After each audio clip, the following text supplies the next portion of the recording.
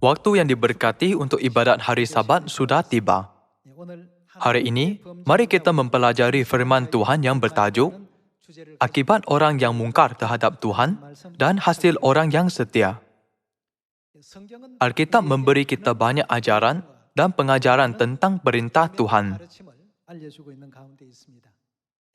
Antaranya, hari ini, mari kita ambil masa untuk mempelajari ajaran Alkitab tentang akibat orang yang mungkar terhadap Tuhan dan hasil orang yang setia kepada Tuhan.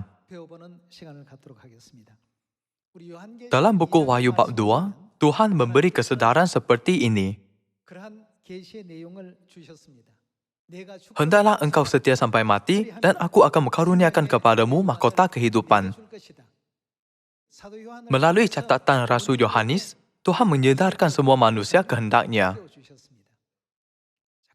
Kalau begitu, mari kita cari ajaran Alkitab, apa yang berlaku kepada orang yang mungkar terhadap Tuhan dan orang yang setia kepada Tuhan, melalui contoh nenek moyang iman. Mari kita buka buku 1 Tawarikh bab 10. Buku 1 Tawarikh bab 10 merekodkan kematian Raja Israel yang pertama, yaitu Saul. Bab 10 ayat 13 tertulis, demikianlah Saul mati. Karena apa? Perbuatannya yang tidak setia terhadap Tuhan. Maksudnya, dia mungkar terhadap Tuhan. Kehidupan, kematian, kemakmuran, dan kebinasaan, semuanya berkaitan dengan dunia rohani.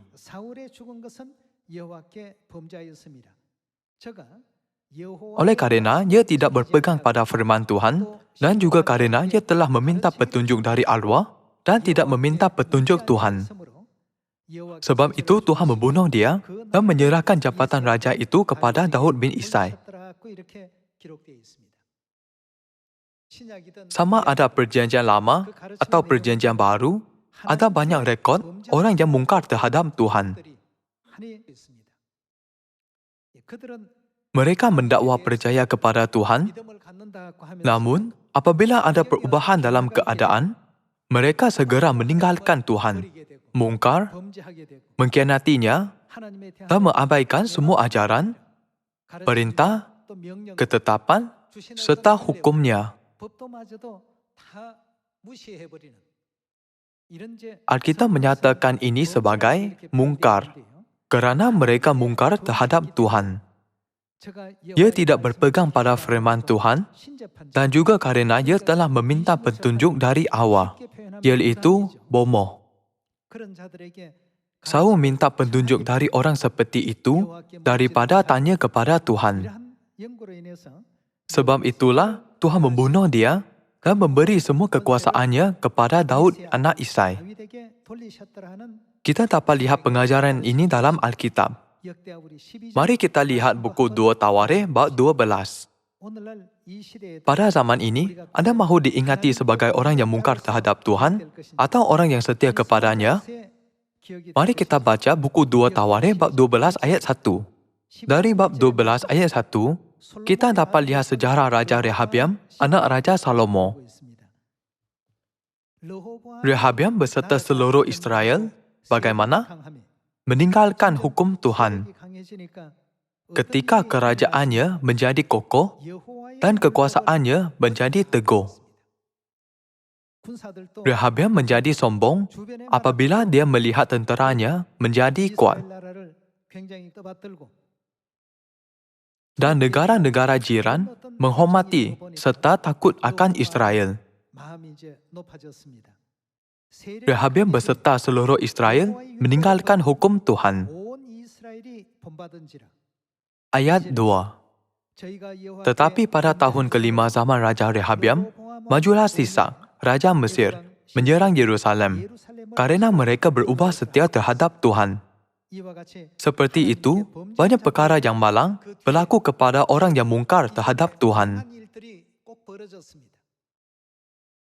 Ayat 3. Dengan 1,200 kereta dan 60,000 orang berkuda, sedang rakyat yang mengikutinya dari Mesir, yakni orang Libya, orang Suki dan orang Ethiopia, tidak terhitung banyaknya. Tidak terhitung banyaknya bermaksud bahawa bilangan tentera mereka begitu besar sehingga tidak dapat dikira. Ayat 4. Dia merebut kota-kota benteng yang di Yehuda, bahkan mendekati Yerusalem.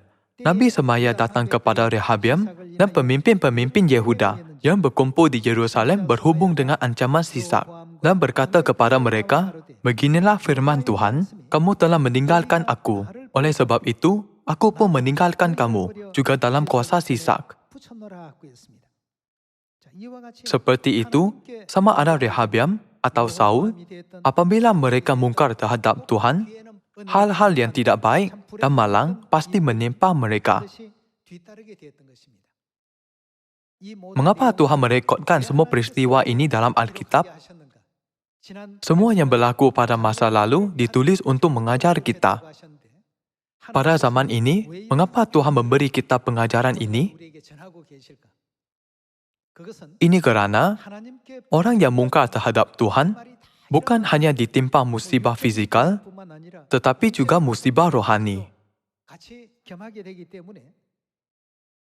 Ajaran Tuhan adalah kita harus selalu di tempat yang diberkati dan jangan di tempat yang begitu malang. Bukan? Jadi dalam buku 2 Tawarikh, Rehabiam meninggalkan Tuhan dan hukum Tuhan apabila kerajaan menjadi kukuh dan kuat. Seluruh bangsa Israel juga mengikut Raja Rehabiam dan meninggalkan hukum Tuhan dengan mudah. Malangnya, situasi yang tidak baik itu direkodkan dalam sejarah Alkitab. Melalui khutbah ini, mari kita ingat sekali lagi bahawa orang yang mungkar terhadap Tuhan akan menghadapi akibat yang malang. Tidak kira apa zaman pun.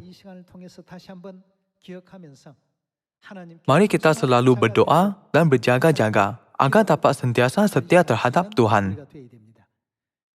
Mari kita lihat buku 2 Tawarikh bab 26 ayat 16. Ini ialah rekod Raja Uzia. Janganlah menjadi sombong kerana sesuatu berjalan lancar bawah sokongan dan bantuan Tuhan. Jangan melupakan Tuhan. Setelah ia menjadi kuat, ia menjadi tinggi hati sehingga ia melakukan hal yang merusak. Ia bagaimana? Jika seseorang berdosa terhadap Tuhan, sudah tentu dia akan ditimpa musibah kemudian. Ia berubah setia kepada Tuhan, Tuhannya, dan memasuki bait Tuhan untuk membakar ungkupan di atas mezbah pembakaran ungkupan. Tetapi Imam Azaria mengikutinya dari belakang, bersama-sama 80 imam Tuhan. Orang-orang yang tegas, mereka berdiri di depan Raja Uzia dan berkata kepadanya, "Hai Uzia, engkau tidak berhak membakar ungkupan kepada Tuhan. Hanyalah imam-imam keturunan Harun yang dikuduskan yang berhak membakar ungkupan. Keluarlah dari tempat kudus ini, kerana engkau telah berubah setia. Engkau tidak akan memperoleh kehormatan dari Tuhan-Tuhan kerana hal ini."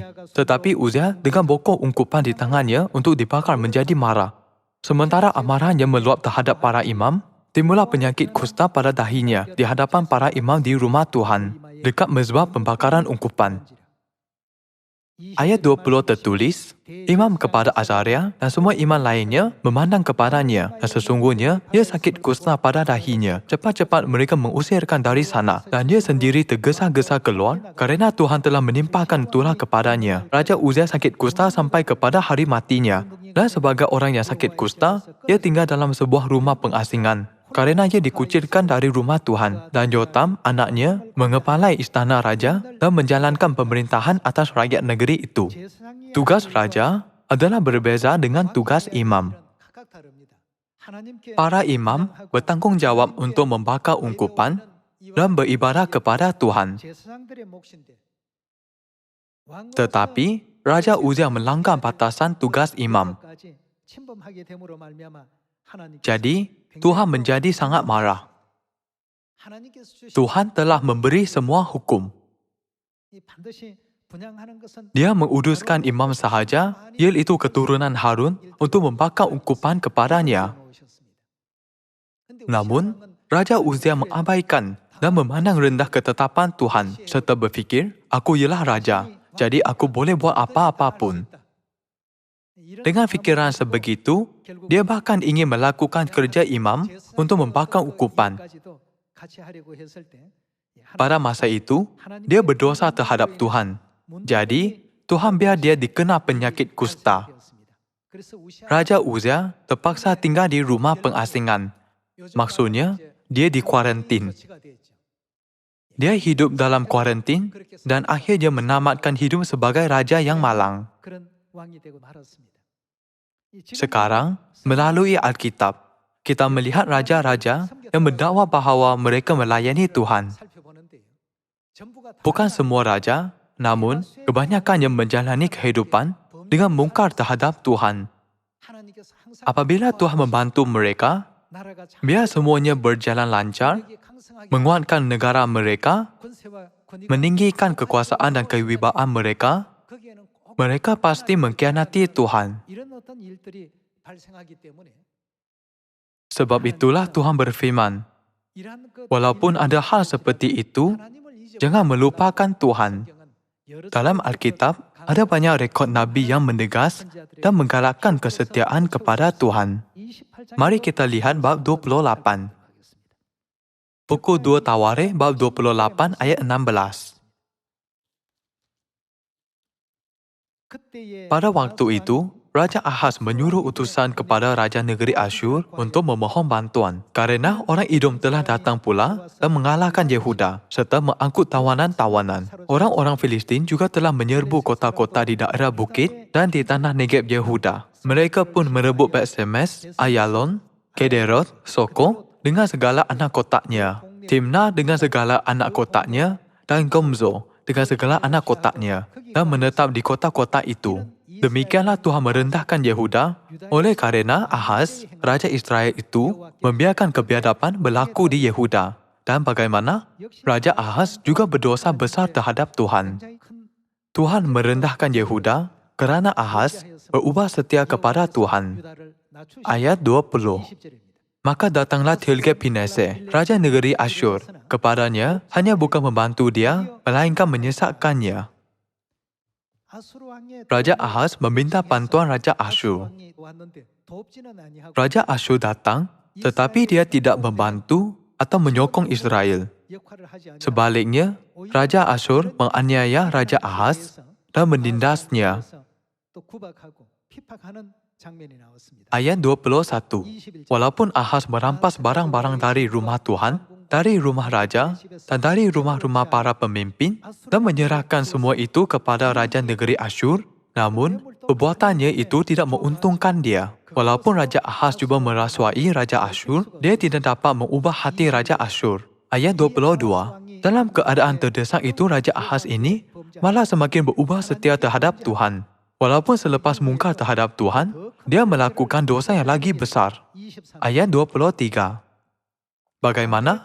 Dia mempersembahkan korban kepada para tuhan orang Damsyik.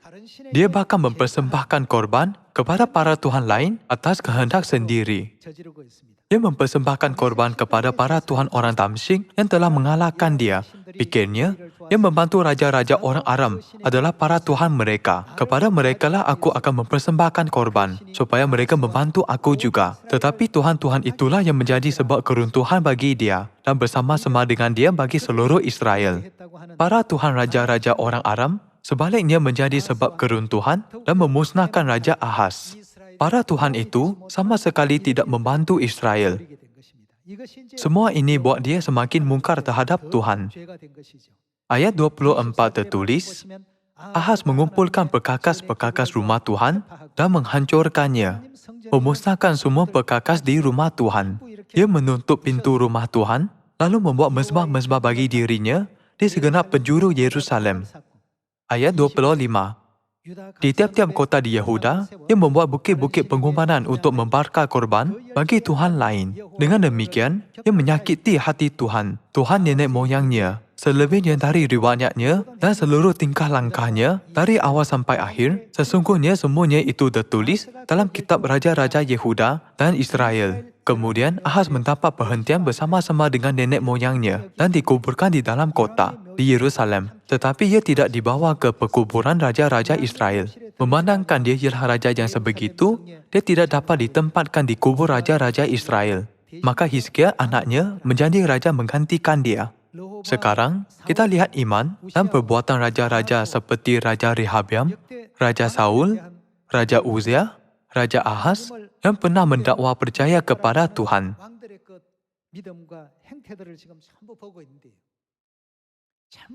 Seperti yang kita lihat, masa mereka setia kepada Tuhan sangat singkat.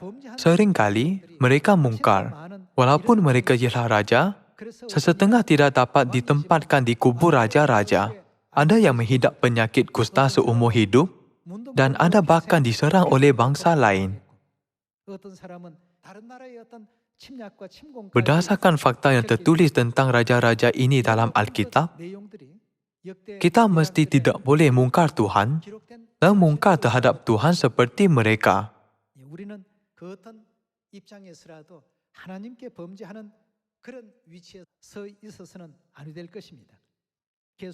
Teruskan dengan buku 2 Tawarikh bab 36.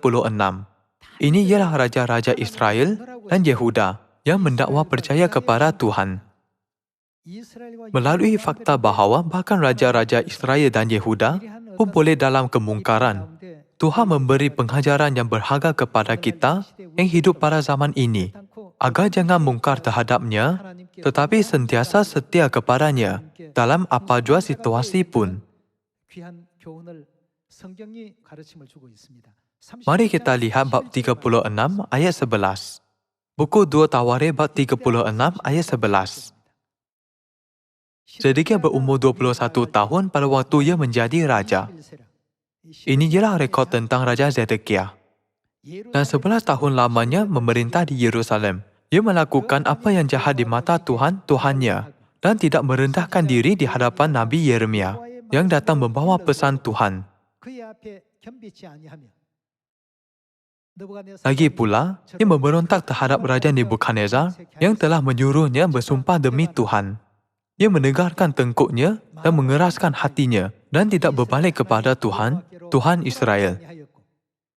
Juga semua pemimpin di antara para imam dan rakyat berkali-kali berubah setia dengan mengikuti segala kekejian bangsa-bangsa lain.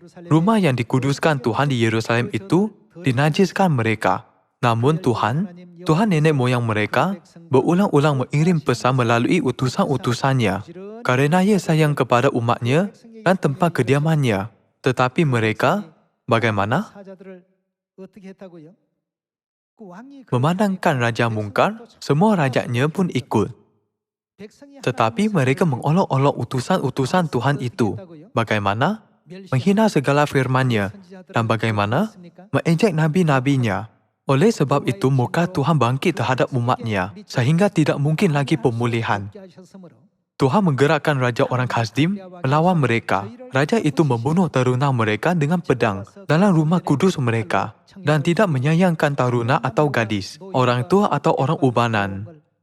Semua diserahkan Tuhan ke dalam tangannya. Seluruh perkakas rumah Tuhan, dan besar dan yang kecil, semua harta benda dari rumah Tuhan, harta benda raja, harta benda para panglimanya, semuanya dibawanya ke Babel. Mereka membakar rumah Tuhan, merobohkan tembok Yerusalem, dan membakar segala puri dalam kota itu dengan api. Sehingga musnahlah segala perabotnya yang indah-indah. Mereka yang masih tinggal dan yang luput dari pedang diangkutnya ke Babel, dan mereka menjadi budaknya dan budak anak-anaknya sampai kerajaan Persia berkuasa. Sini, dalam buku 2 Tawarikh bab 36 ayat 11, kita dapat melihat rekod tentang Raja Zedekia dan semua orang Yehuda. Mereka mengolok-olok utusan Tuhan dan mengejek nabi-nabinya. Hati mereka begitu keras terhadap semua perintah Tuhan. Kerana mereka tiada hati bertaubat. Akibatnya, mereka dikalahkan dan Yehuda dibinasakan. Kisah sejarah yang malang ini direkodkan dalam buku 2 Tawarikh bab 36. Raja Saul, Raja Rehabiam, Raja Uzia, Raja Ahaz, dan Raja Zedekia, semuanya ialah raja yang mungkar dan berdosa terhadap Tuhan. Kalau begitu, kita harus merenungi sendiri dan bertanya, Adakah aku hidup lebih benar daripada mereka? Adakah aku tidak mungkar terhadap Tuhan tetapi tetap setia? Ada raja tidak mungkar terhadap Tuhan tetapi setia kepadanya. Dia ialah Raja Yotam. Raja Yotam mematuhi kehendak Tuhan sepenuhnya, memerintah kerajaannya menurut ajaran Tuhan, serta memerintah kerajaan dengan niat yang baik dan kebenaran. Jadi, Tuhan memberkati Raja Yotam. Ada tertulis dalam sejarah bahawa Yehuda semakin kuat setiap hari dan setiap bulan apabila dia memerintah. Mari kita baca bab 27. Buku 2 Tawarikh bab 27 ayat 6. Yotam menjadi kuat. Karena apa? Dia mengarahkan hidupnya kepada Tuhan, Tuhannya. Adakah bangsa itu mungkar atau setia kepada Tuhan? Kemakmuran atau kebinasaan bangsa bergantung pada kesetiaan mereka kepada Tuhan. Kita dapat memahami prinsip ini melalui apa yang telah berlaku dalam sejarah Israel dan Yehuda. Raja Yotam setia kepada Tuhan dalam segala sesuatu yang dilakukannya sepanjang hayat dan memerintah umat menurut firman Tuhan, mengajar dengan niat yang baik, dan membimbing negara menurut ajaran Tuhan. Hasilnya, kerajaannya selalu diberkati oleh Tuhan. Apabila masa berlalu, kerajaannya menjadi semakin kuat. Sejarah yang sama juga direkodkan dalam buku 2 Samuel bab 5. Mari kita lihat buku 2 Samuel bab 5 ayat 10. Buku 2 Samuel bab 5 ayat 10 tertulis, lalu makin lama makin bagaimana? Besarlah kuasa Daud, sebab Tuhan semesta alam menyertainya. Itu pun sama dengan pemerintahan Raja Daud. Daud juga ialah raja yang setia kepada Tuhan. Raja Yotam setia kepada Tuhan, dan Raja Daud juga setia kepada Tuhan. Dalam masa seperti itu, kerajaan Israel makmur dan berkembang. Raja Daud biar firman Tuhan menjadi pusat pemerintahan dan garis panduan, agar semua umat menakuti Tuhan dan tidak menyimpang daripada ketetapan, hukum, dan peraturan Tuhan. Inilah strategi pemerintahan Daud. Sebab itulah kerajaan itu menjadi makmur, bukan? Kerajaan itu semakin kuat dan berkuasa apabila masa berlalu. Hari ini, kita dapat kenakan prinsip yang sama pada keluarga, gereja, dan iman kita, serta merenungi sendiri melalui sejarah mereka. Nabi Daniel dan 3 orang sahabatnya, Sadra, Mesa, dan Abednego, juga setia kepada Tuhan. Akhirnya, hati Raja Nebukadnezar kerajaan Babel, iaitu musuh mereka pun, tunduk kepada Tuhan. Dia pernah suruh mereka sujud kepada patung emas, iaitu berhala. Tetapi, apa terjadi dengan perspektifnya kemudian? Kemudian, dia menyedari dan tunduk kepada Tuhan dengan berkata, sesungguhnya, Tuhan semesta langit ialah Tuhan yang benar.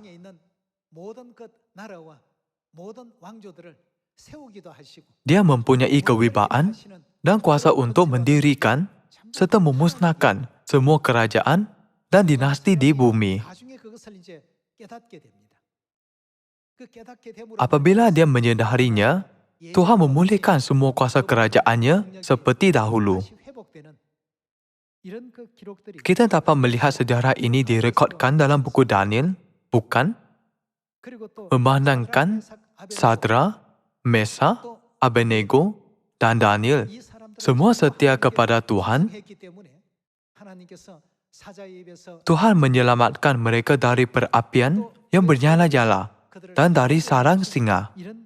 Kita dapat melihat semua peristiwa ini dalam Alkitab. Kita harus buang fikiran bodoh bahawa semuanya akan berjalan lancar walaupun kita mungkar terhadap Tuhan. Kita harus selalu dalam firman Tuhan dan berfikir, Tuhan bergembira dengan apa? Mari kita selalu setia terhadap firman Tuhan dalam bulan ini, agar persatuan misi dunia gereja Tuhan menjadi kuat dan berkuasa secara rohani. Seperti kerajaan Daud semakin kuat setiap hari dan setiap bulan. Jika kita mungkar, kita akan menjadi semakin lemah. Sebaliknya, jika kita mempunyai iman yang menggembirakan Tuhan, dengan selalu setia kepadanya, kita akan semakin kuat setiap hari dan setiap bulan. Sion akan ditinggikan di atas semua bangsa di dunia. Ia sudah diramalkan, bukan? Anda dan saya kini hidup dalam ramalan itu. Dengan berharap agar kita akan dapat menerima mahkota kehidupan sebagai orang yang setia kepada Tuhan, saya tamatkan khutbah ini. Sekian, terima kasih.